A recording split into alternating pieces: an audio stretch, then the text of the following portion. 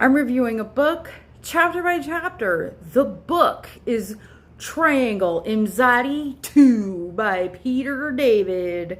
And today I am talking about chapter the 4th.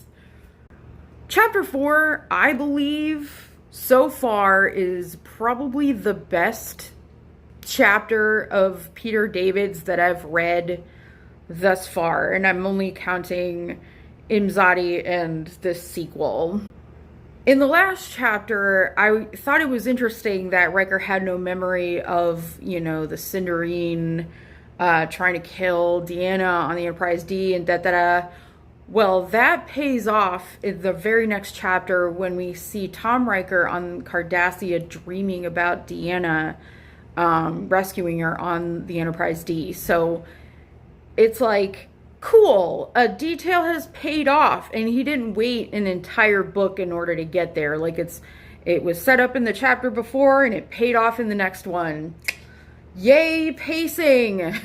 Most of the chapter, though, is this sort of like Fall of Saigon type scene, like at the end of Deer Hunter, because the Romulans have decided to break into the Cardassian prison to rescue their precious spy. Tom Riker is really the person that tries to drag him to safety.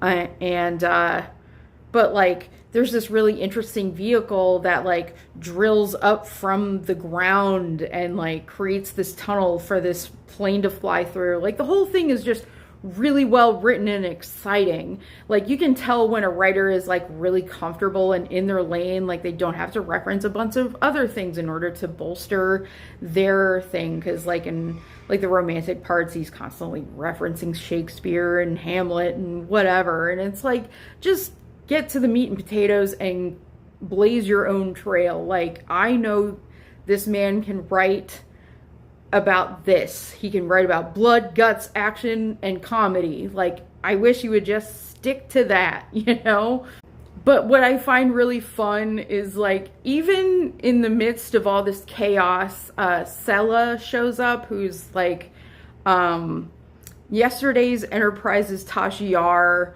and a Romulan had a kid or something, and it's supposed to be Sayla.